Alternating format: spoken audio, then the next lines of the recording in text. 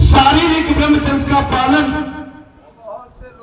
बहुत से लोग करते हैं, लेकिन मन और आंखें, क्या महाराज,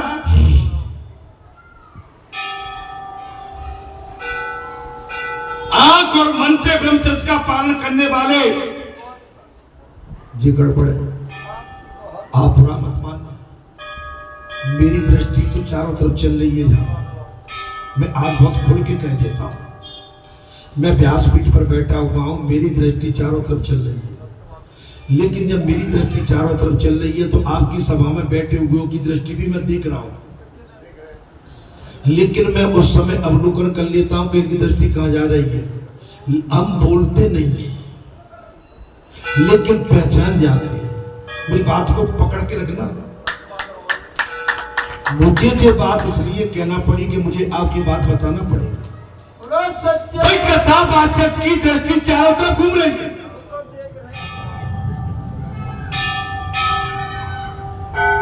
जब उसकी दृष्टि, उसका कैमरा चारों तरफ चल रहा है, सभा में बैठे हुए सभासद, वो उनकी दृष्टि कहां जा रही है?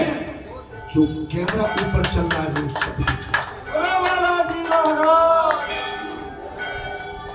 कुछ समझ में आया कि नहीं?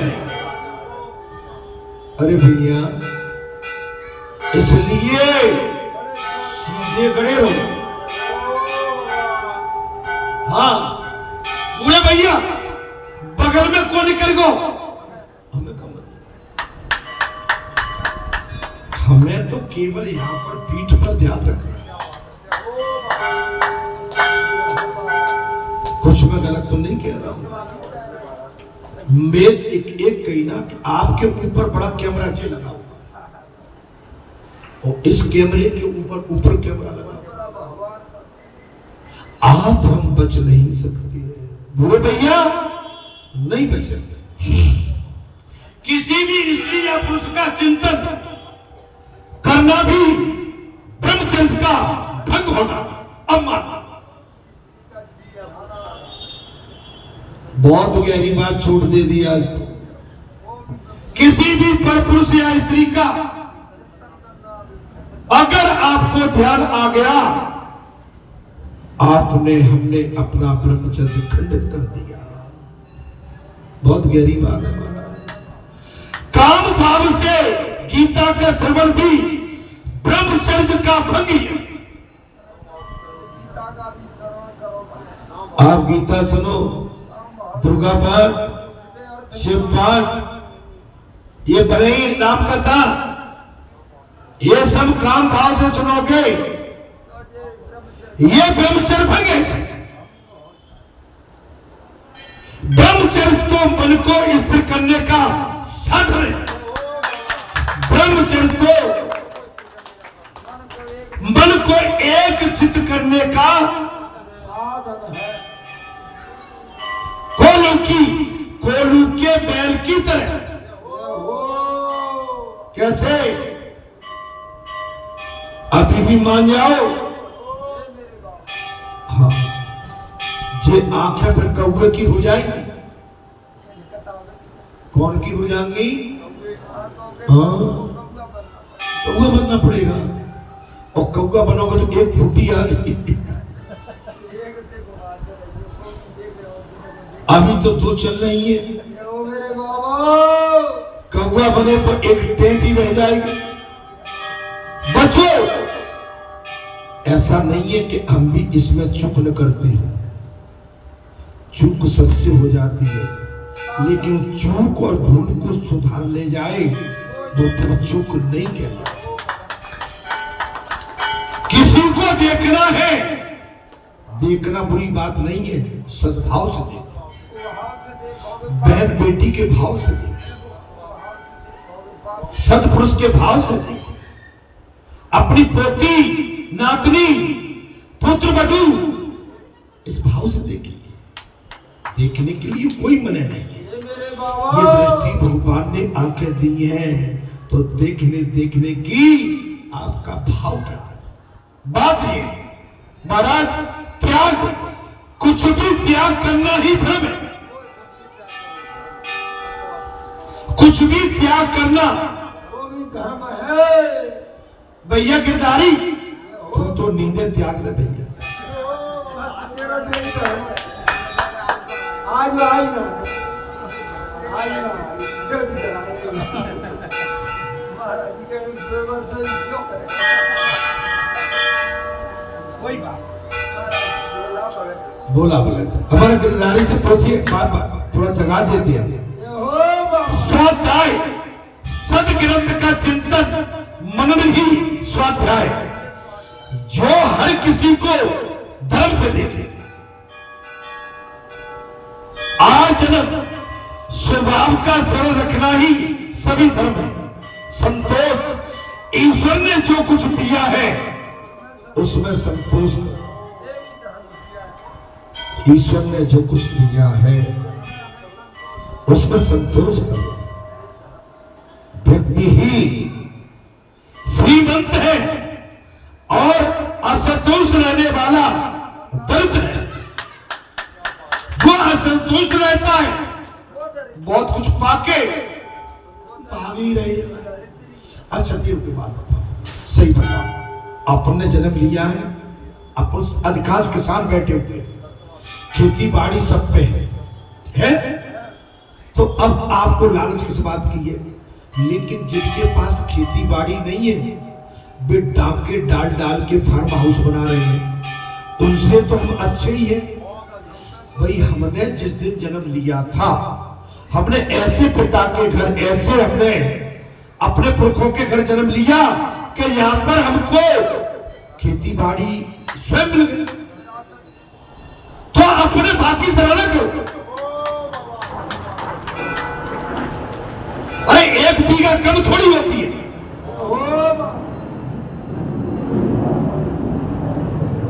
एक भिखारी को रास्ते में एक महाराज रतन जड़ित अंगूठी मिल गई।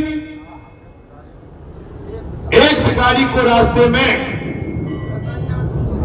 रतन जड़ित अंगूठी मिली। उसने सोचा कि तुमसे भी जो व्यक्ति गरीब हो उसे ये अंगूठी में दे दो।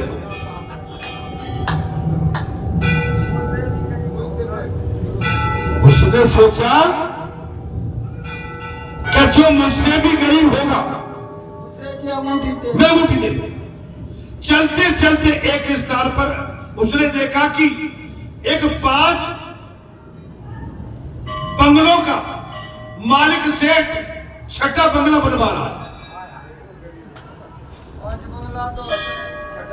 एक 5 बंगलों का सेठ 6ठा बंगला बनवा रहा है। मजदूर के साथ मजदूरी के पैसे भी बात पर झगड़ा चल रहा है।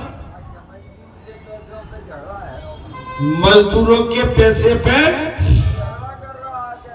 काम पूरा लेना पर पूरा दाम नहीं देना। वो सेठ लालची है, काम पूरा लेता है लेकिन दाम पूरा नहीं देते। उस भिखारी ने उस सेठ को अंगूठी दो महाराज दे दी। सेठ कहने लगा मेरे पास तो बहुत कुछ है, मैं भिखमंगा नहीं। सेठ कहने लगा बोले मेरे पास तो बहुत कुछ है, मैं भिखमंगा नहीं। वो अंगूठी मुझे क्यों दे रहा है? तो उस भिखमंगे ने कहा यदि आपके पास बहुत कुछ है तो फिर मजदूरों से झगड़ा क्यों करते हैं?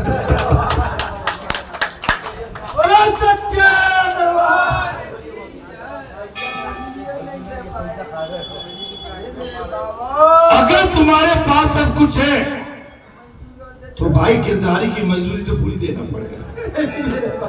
अब तो खुश हो जाए। अरे हंसी को, अरे मिस्त्री को। गिरधारी के मुंह में मिस्त्री को तेल और एक बता सो जय हो।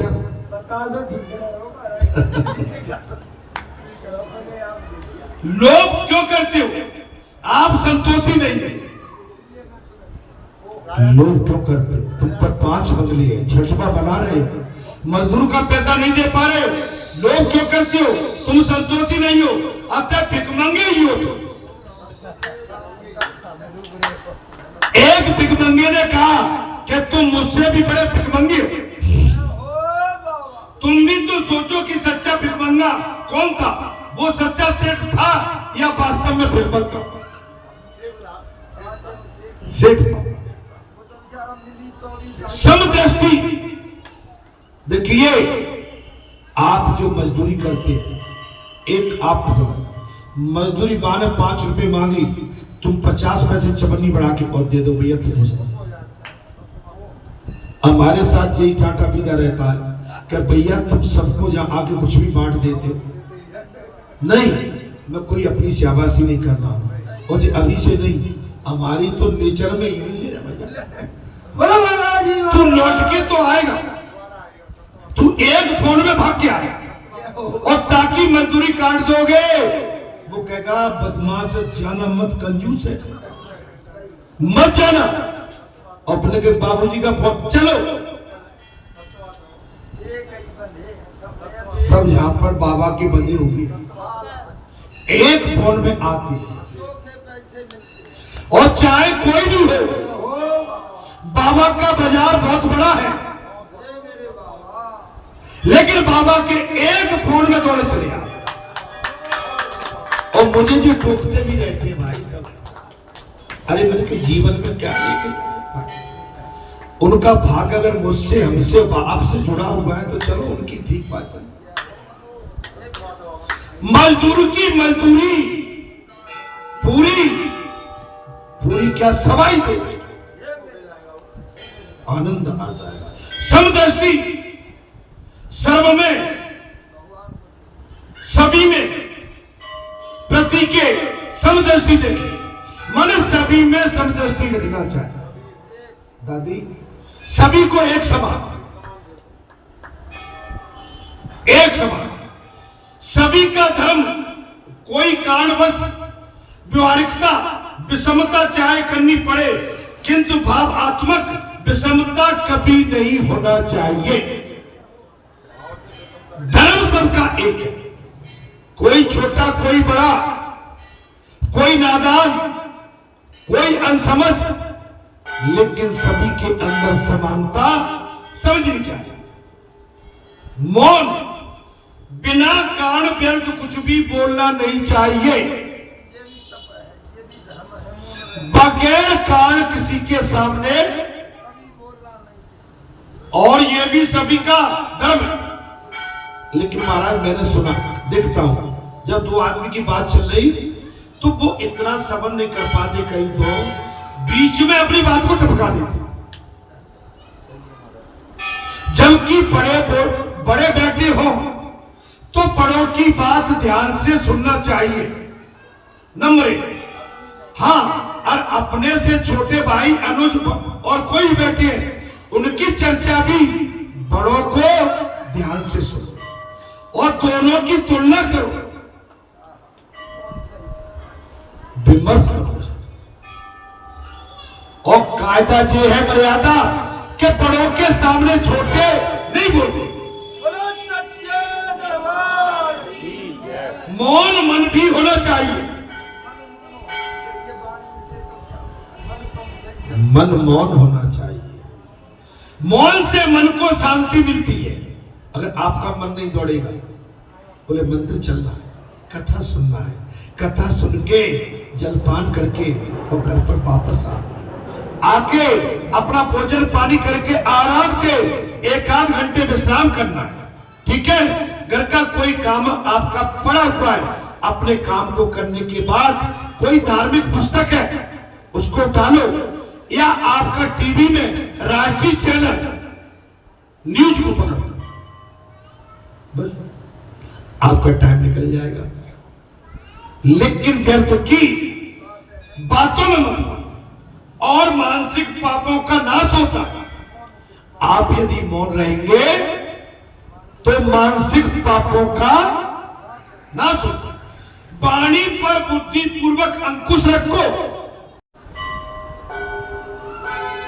हाँ बोले, मौन, मौन मन से आप कर, शांति मिलती है। मानसिक पापों का नाश, वाणी पर बुद्धिपूर्वक अंकुश रखो। अंकुश वाणी को, देखिए वाणी आपकी कहीं चली गई गलत, आपका जितनी आपने अभी कथा कही है, आपका एक शब्द आपकी कथा को लीप पोत के रख दिया। आपने व्रत किया है, कई भूल से आपके व्रत में एक खटाई की बूंद पड़ गई, आपका हमारा व्रत घटित हो जाएगा। साधना ऐसे ही नहीं होती, साधना के लिए तप करना पड़ता है। 24 घंटे आपको उस साधना के लिए अपना मन लगाना पड़ता है। ये वाणी ऐसे ही नहीं चल पाती है, इसमें लिखा तो कम रहता है, हम व्याख्या ज्यादा करते हैं। जी महाराज आत्मचिंतन आता, प्रतिदिन सोचते रहो कि मैं कौन हूं।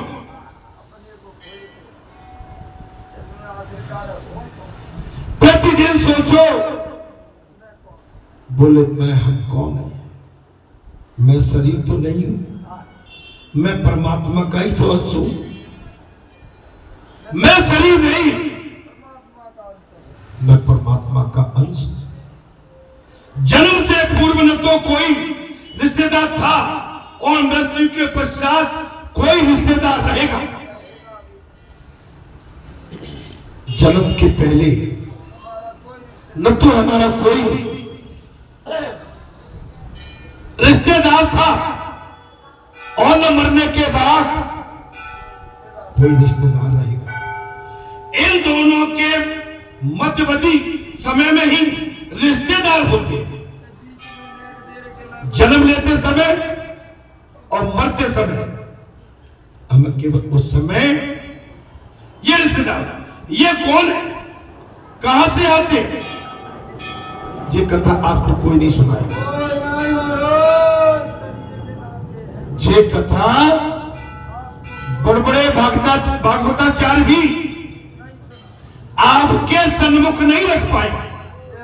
अगर आप सच्चे सनातनी और सच्चे भगवान के परम भक्त हैं तो आज इस कथा को अपना प्रेरणा स्रोत मानो, आपका कल्याण हो जाए, आप जीवन में कभी दुखी नहीं होंगे, निराश नहीं होंगे, थकेंगे नहीं, रुकेंगे नहीं, झुकेंगे नहीं, आप सदैव प्रसन्न रहेंगे। आपके चेहरे पर प्रसन्नता चाहिए, प्रसन्नता, आनंद की लकीर चाहिए। ये थकी हुई लकीर नहीं, ये लटी हुई लकीर नहीं, चेहरे पर आपके पे तेल चाहिए।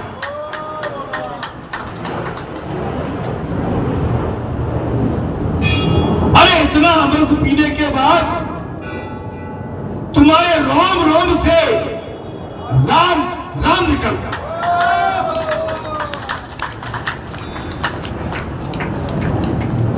रोम रोम से। अच्छा, या तो मैं तुम्हें कुछ संजीवनी देने में असमर्थ हूं या आप लेने में असमर्थ हूं। मैंने तुम पे रौनक नहीं देखी, मैंने तुम्हें थोड़ा सा भुगतना।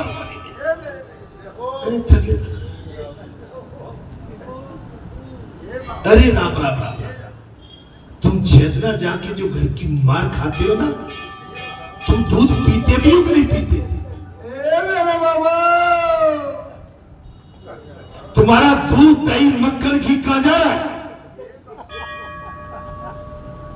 ए भैया कहां जा रहा था? हमने तो सुना कि दूध दही मक्खन अगर पत्थर पे भी पड़ जाता वो भी चिकना दिखता है। अगर दूध पत्थर पे भी डालो चिकना हो जाता। तुम्हारी चिकनाहट गई तो गई। अरे प्रसन्न रहना सीखो, रोती हो, किसके लिए झगड़ते हो? 2 टाइम का भोजन मिलता है और इतना हर आदमी समझदार है कि अपनी शाम तक की रोजी रोटी कमा के वापस घर पे आता है।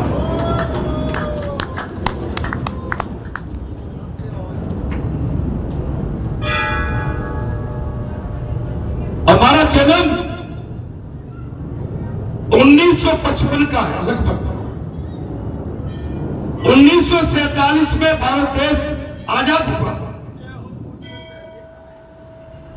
हमारा जन्म केवल 7-8 वर्ष बाद भारत देश की आजादी के बाद हो गया था। आपको पता नहीं है, भारत देश उस समय गरीबी में पड़ा हुआ। ऑस्ट्रेलिया के गेहूं, महाराज मार्की, मलेशिया का कपड़ा पट्टे दाम देकर हमसे पूछते हो ना। 3री-4थी क्लास तक तो हमने निकर नहीं पहरी, कमीजें जो ऊपर की डांटे जो करते। ये मेरे बाबा, अरे तुम हंस रहे हो? लंबी कमीज बनवा देते कि नेकर नहीं, मोड़ा को लंबी कर दो, ढके रहो नीचे से। बड़ा सच्चा है। आजकल तो भाई वो कपड़े के टुकड़े आने लगे, सब लगे लगाए आ रहे हैं, क्या होते हुए।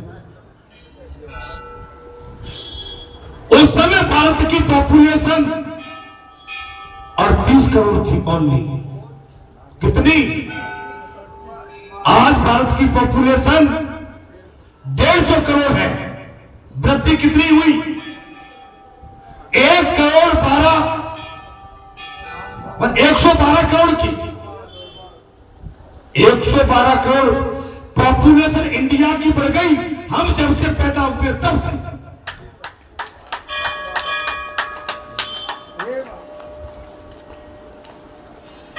अब आप अंदाज लगाओ, आप कहां जा रहे हैं और किसके लिए?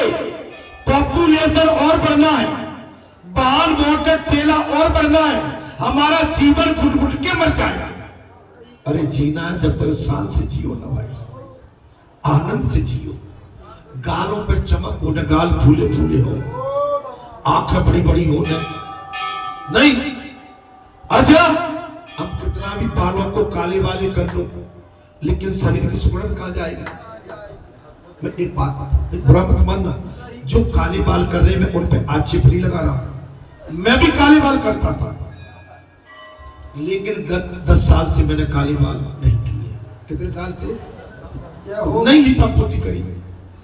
अब जैसे रहते वैसे नाती पोते हो गए, अब काले बाल। अब तो भी अच्छे लगते काले बालों। वो सियापति बात आ गई, क्षमा करना, मैं कुछ थोड़ा सा रास्ते से भटक जाता हूं। महाराज, जन्म से पूर्व न तो कोई रिश्तेदार था आपका, और न मरने के बाद यह सब भगवान की ही तो माया। आत्म स्वरूप को बराबर जानने वाला ही आनंद पा सकता, भगवान को जानने वाला ही आनंद। तुम तो भगवान को जानो। अच्छा, तुम कितने देवताओं को मना लेंगे? तुम्हारे घर के कितने देवताओं को मना लेंगे? एक देवता को मना लो। कुछ तो ऐसा होता है, एक को देख के एक हल्ले लगता और झूठे। कैसे हल रहे महाराज? झूठे। ये जगत नहीं, ऐसा अनुभव तो मनुष्य कर सकता है, परंतु स्वयं के अस्तित्व को मान नहीं कर सकता। ये जगत नहीं। और जब मैं ही नहीं हूं तब क्या करोगे? इसको क्यों नहीं मानते? वो परमात्मा का अंश है। आप अपना शरीर आपका नहीं है, इस शरीर में से परमात्मा के अंश को बाहर निकल जाने दो, आपका शरीर मृत्यु घोषित कर दिया जाएगा। यह शरीर भी परमात्मा का। ये शरीर किसका है? 12 शरीर किसका है? परमात्मा का। तो आप अपना क्यों मान के बैठे? यही माया है। ये माया, उसे शरीर से भिन्न करो। दृष्टि में से सृष्टि को हटाकर, दृष्टि से दृष्टि को हटाकर सभी के साक्षी स्वरूप दृष्टा में मन स्थित करोगे तो सच्चा आनंद मिलेगा। आप अपने मन को भगवान में लगा दोगे तो सच्चा आनंद मिलेगा। आत्मा परमात्मा विवेक भी सभी धर्म है, ये भी धर्म है। जगत अपूर्ण है। जगत कैसा है महाराज? आत्मा पर पूर्ण है। अब भैया भजन सुना दे, 11:30 बजने जा रहे हैं, कथा भी चली जाए।